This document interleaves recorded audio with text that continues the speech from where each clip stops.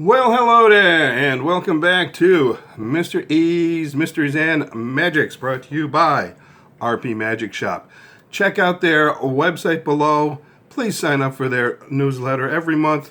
RP Magic Shop has sales on various effects. You never know what you might find, something you would like to have at a sale price, and so you might want to make sure that you are on their mailing list. Okay, so in this video, we are going to be doing the tutorial for no marked cards, the original card effect that I have created out of various and sundry other parts of magic created by other people. So the first thing I need to tell you is that the whole thing is based on a very big lie. Of course, all magic is based on a very big lie, but this one in particular. The truth of the matter is, I have never ever done this particular effect with any other deck but this blank back deck. Okay, that whole story about how I used to do it with a regular deck and people all thought it was a marked deck and I could not persuade them that it was not, is a bunch of hooey. It's just a story to get them into the effect. Now, the truth of the matter is you don't even really need to use a blank deck to do this particular trick. This blank deck really is, that's all just window dressing. You can use any deck you want, and you can tell any story you want about how you come up with this, find their card and so on. I happen to create the idea of, doing it with a normal deck that people all thought was marked. So that's why I call the trick what I do, no marked cards. However, that's not the case. It doesn't really matter what deck you use here. You are not using any marked cards at all in this particular trick anyway, but this deck can be any deck that you want. Doesn't make a lick of difference. So let's go through it step by step. The first thing I did was, after telling everybody that the cards are not marked, I handed out a couple to our fictional spectators to examine to make sure that they can't find any markings on here, and to look at them very closely. When they're done, I took the cards and I put them back in the same order in which I took them off the top of the deck. So the first card that I put down is the last card that I put back on top because that's where it came from, and so on. Make sure if you do 3 cards, make sure you take that third card, put it back in the third position, and so on. And that just might give you a clue as to the secret behind this particular effect. This is a stacked deck. This is in Si Stebbins Order. That's the whole secret. As you may know, I did a whole video on Si Stebbins a couple of weeks ago, and I just want to point out that I did not do that for my health. I was setting you up to do this particular effect. So when you hand out cards for people to examine, you have to make sure you put them back where they came from so that the stack order remains proper. All right, so that's the first thing. The second thing I did was I showed them that the cards were already a little bit mixed up, and I did it this way. The cool thing about doing it this way is you can mess it up, and that's even better because it comes down in chunks and you can't really see, and your spectators can't really see, the red, black order of the cards. When I use Si Stebbins, I don't like to do this to show them that the deck is already mixed up. I either do this kind of a thing or I simply skip that altogether. You do it this way, you have to do it quick, you can't do the whole deck, and they still check out that, hey, wait a minute, every other card is red and every other card is black. That's not, something suspicious here.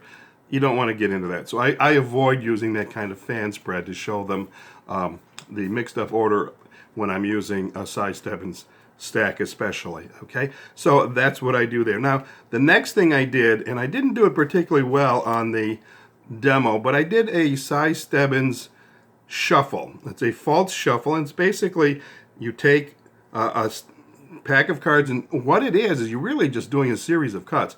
Take a pack of cards off the top, throw the deck over, throw the cards down, throw the deck back, take another pack, throw the cards down, throw the deck over. Now, you got to kind of do it quickly to get the effect that it's a shuffle, and I didn't do it particularly quickly on the demo. The faster you can do it, the better.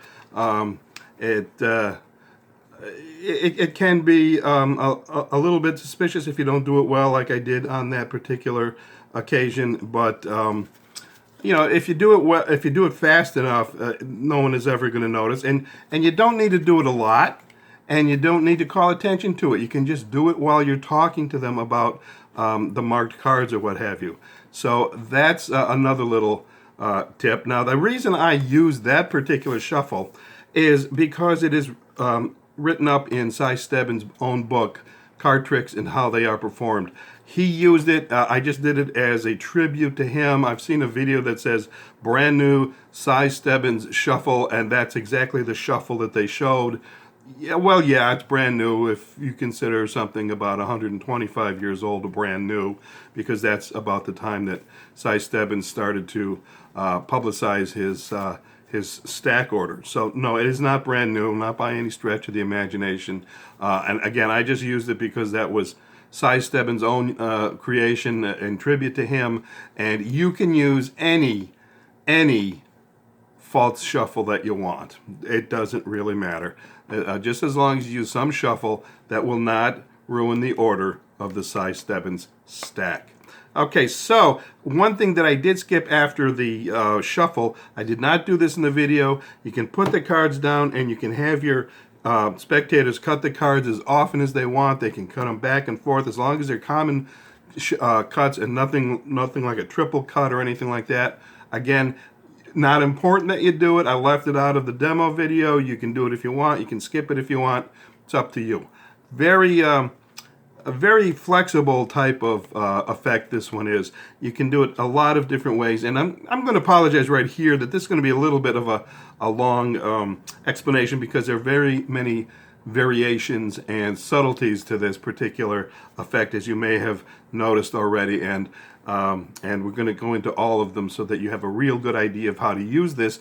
And if you want to use it in your own way, you know some of the things about it that can help you create your own presentation with these principles. So now you've got the deck shuffled up, they've been cut. You tell them that you're going to turn your back and close your eyes, and you're going to do the little riffle deal, and they are going to stop the cards whenever they want and pick the card that's showing on top down, face down. That's a free choice. There's no force involved. They whatever card they come up with is that. As you remember from the video, from the demo video, they came up with the King of Hearts. Okay, and I was able to determine that because the card above it is the 10 of clubs. All right, so 10 plus 3 is 13. That 13 is the king, and you have chased orders, clubs, hearts, so King of Hearts is the next card. So what I did was, and I'm going to out-jog these a little bit so you can see how it worked. So I did the riffle shuffle. They chose the king to stop there. They chose the King of Hearts. Okay. Meantime, I took this half of the deck, and I said I was going to turn my back and close my eyes, and I simulated that by putting this deck off camera. While I have my back turned, I'm taking a peek at this card so that I can determine what this card is. Let me give you a little tip about any time that you want to take a peek at a card, whether it's for this particular effect or some other presentation that you're doing. It especially works very well if you're standing up, but you can do it sitting down as well. Hold this card that you're going to peek at. Keep it face down until you're ready to make your peek, but hold it at about waist high, right about where your belt is. Then, with your head straight up, like you're driving, like you're looking over the top of a steering wheel and down the road, look down at your feet with your eyes. Just move your eyeballs down. Don't move your head. Very strange part of human physiology is that when you look down and then actually look at your feet, your eyelids only open about 10%. So you're looking down, your head is up, you're looking down with your eyes, and you can just creep your eyelids open just enough to take a quick peek, and you could have people standing right in front of you and they will not know that you opened your eyes. Honest to gosh. I'd say do it in a mirror, but obviously you're not going to be able to see yourself do it in a mirror. So, do it with a selfie or something to prove my point. You will never ever get caught sneaking a peek if you hold the cards down by your waist and pretend, and look down with your eyes like at your feet and catch a glimpse of the card at your waist. That's as unbelievably simple, and people just have absolutely no idea what you've just done. Now, another thing is, I took half the deck with me and put it off camera, pretending that I've got it with me while I'm turned around. You can also take, other than the card that they are looking at, you can also take the whole deck and just make sure that if you take the whole deck, you take this one, because you haven't looked at it yet, put this half of the deck at the bottom and then turn around and take your peek. And when you do that, you can return the entire deck to the person, to the spectators, or if you've already got, like we did in the video, I left half of the deck on the table, and then have you already all taken a look at blah, blah, blah, blah, blah, okay, take the card and put it anywhere in the deck that you want. Now, at this point, you don't need the Si Stebbins Order because you've already determined what the card is. So now you put the cards together, you put the deck back together, and you say to your spectators, and this is the part that I really love, you say to your spectators, take the deck and shuffle it at least 3 times. And that's what we'll do, because that's the minimum. And then you kind of try to persuade them, try to encourage them to do it 4 or 5 times, really, or 7 or whatever. Let them have a good old time shuffling this deck up any which way they want. Da-da-da-da-da. They can do whatever they want. And when they're done shuffling, you can tell them, go ahead, cut that deck any old way you want. Do what you want to do to it. Bury that card deep, deep, deep inside that deck, so I have absolutely no idea where it is and have absolutely no idea how I can determine what it is. Again, lie number 2. Lie, lie, lie, lie, lie. No, you are not having them shuffle the deck because you want to bury their card and not know where it is. You already know what the card is. No, you're having them shuffle the deck so that at the end of the trick, the deck is clean. It will be completely out of Si Stebbins Order.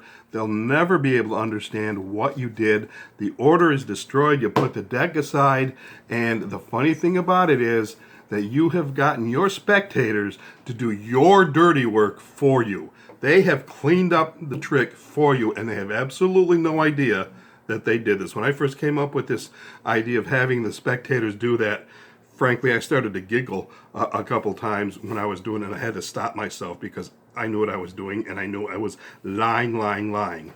Now we move on to the other decks that we used. And what I used, as you remember, Boston Red Sox, which is very popular, Budweiser cards, which actually were made by the U.S. Playing Card Company, that guy picked up God knows how many years ago. Again, another bicycle deck of craft cards, and the famous Guinness deck. Okay, one of them. There are actually several of these. It doesn't matter, again, which decks that you use. You can use your own decks. You can use decks. One of the best parts is using a deck if you're at a party of your host or hostess, and we'll talk about that in just a minute. But first, I want to talk about the decks that you yourself should use. If you are doing this as a no marked cards type of effect with my own little spiel behind it, I highly recommend that you use decks of cards that are either like the Budweiser or Red Sox cards, which are souvenir type decks, or craft beer and the Guinness ones, which are collectible type decks, because these kinds of decks are simply not ever made to be marked. Okay, so if you use a standard bicycle deck with all the filigree in it, or some other type of deck with all that busyness on the back, your spectators may think that you are up to something and that you are again using a marked deck of some sort. If, again, that's what you're doing. If you have a totally different story, then it's go ahead. It doesn't matter which deck you use. Use the bicycle decks, use the aviator decks, use the bee decks, use Copag. I don't care. It doesn't matter. Again, these decks are just regular decks. There's nothing special about them at all. All right, so now we know that we are going to be looking for the King of Hearts. So you take the deck. Now, again, I'm going to pause here for a second. I need to tell you, if you're using your own decks, that's what you should do. But when you're doing this at a party, one of the best things to do is to ask the host or hostess for their deck. And that's okay if they come out with a bicycle deck, because it's their deck, and that deck is not going to be marked, okay? One time when I did this, they came out with one of those bridge sets. Remember those? They had like 2 decks, and usually like the theme may be 2 different kinds of birds on the 2 different decks, or 2 different kinds of flowers, or even 2 different kinds of vases, or all kind. I mean, and that was really cool, because now you have 2 decks that are no way that those things are marked, and you still give the spectators a choice of which deck to use, and clearly the people who are running the party, it's their cards. They're not going to have anything to do with the rest of the trick. So, you know, you're covering yourself in many different ways that way. So if you can go ahead and use any kind of deck that the host of a party might toss out to you, and it won't really matter. So anyway, we were looking at the bicycle card, or the Red Sox cards, the Boston Red Sox cards, and I just went through this whole sort of routine about, well, let's see, maybe I'll pick this one, and blah blah blah blah blah, and I put one card down, and then, well, we'll put this card down, and da da da da da, and then I said, wait a minute, this is stupid. You should do the pick the cards. And then I held the cards out like this. I fanned them out and let the spectator pick 3 more cards. Now, when you've got 1 spectator, 5 cards is about optimum. Even with 2 spectators, 5 cards is about optimum. 7 cards is okay. If you've got 3 spectators, you might want to go with 9 and give everybody a turn pointing at cards and so on and so forth. That's perfectly fine. I wouldn't go more than 9. It gets a little clumsy after that. You can't go 3. That's just too few. 5 is a good one for 1 other person, and even for 2. But the key here is it must be an odd number of cards. It can be 5, 7, or 9. Can't be 6 or 4. It's got to be odd number of cards. What I did was, and I'm sure you figured this out, obviously one of the 2 cards that I put down is the chosen card. I did this a few times, putting down all 5 cards myself, but it seemed to me, after I experimented a little bit with people and let them put down 3 cards instead of me putting down all 5, it became a little bit more effective. I'm not sure why. I've never tested this out. I have a suspicion that it's one of these things where, I don't know if you've ever read about these, but I've read a couple of different articles where researchers have taken, say, 5 people and had them watch a card trick being done by a professional magician, and the magician just does the trick once, and all 5 people watching that one particular performance. It's not like the magician does the trick 5 times, once for each person. He does the trick just once. All 5 people are watching, and then the researchers had the people write down step by step everything that the magician did, and they ended up with 5 different versions of the same effect. Everybody remembered it differently. I think something like that is possibly involved here as well. They're allowed to pick 3 cards. They probably think by the time the trick is over that they have picked out all 5. I really don't know. That may be true. It may not be true. I've never, again, tested it out, but by the time you get to the end, which is still a little ways down the road here, they've kind of forgotten what has happened. The other thing that throws them off when you're looking at the cards and trying to figure out which ones to do is, remember, they have no idea that you know what their card is. So if you're looking at a deck of cards, they have no idea that you're actually looking for a specific card. They have no clue that that's happening. So between those 2 things, I think that's why I have never ever been caught out with anyone saying, hey, when you picked your 2 cards, you must have picked the one that we chose. I've never had anybody say that to me. I've only had them, smile and laugh and be amazed at how this worked out. So the next step is, first, the magician must point to 2 cards. Well, actually, let's go back a step. You may, if you want, ask them to mix the cards up. And if you do, well, you've got to make sure that you remember where the chosen card is, and it's right here. Okay? Now, here's another little subtlety. When I pick the cards, I always put the chosen card in the second position. I put the other indifferent card that I have chosen, and I put it first. On this side, first to me. And then I put the chosen cards by the spectators, 1, 2, 3, that way, so that this is in the second position. The reason I do that, and again, it may be just me being overly cautious, I always feel if the card's in the first, middle, or last position, it looks a little too suspicious. Putting it in the second or the fourth position seems to be a little bit more subtle.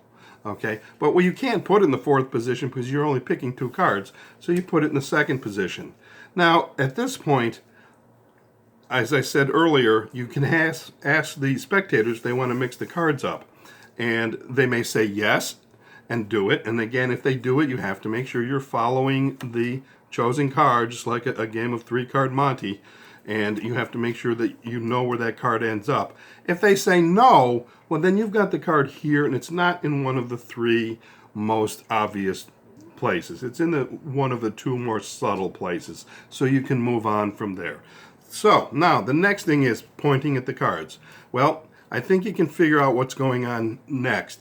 The magician always goes first, and he always points to 2 cards that are not the chosen card. So it doesn't matter which card of the 2 that the spectator picks. Let's say they pick the middle one. Now it's the spectator's turn, and they can point to any 2 cards. If they point to 2 indifferent cards, great. Doesn't matter which one you pick up. They might point to the chosen card, but the other card, by definition, will have to be an indifferent card. So that's the one you take. A little bit of magician's choice. You take the other card. Anytime the spectator points to the chosen card, which is why you need to know where it is, you pick the other card. And when it's your turn, you always point to 2 cards that are not the chosen card. So it doesn't matter which one that the spectator picks. And there you go till you're down to 2 cards. And at this point, it will be the magician's choice again at the last 2 cards. You pick that last card, and voila, the King of Hearts shows back up again. And that is it. That is the full explanation of the magic effect, no marked cards. I hope you like it.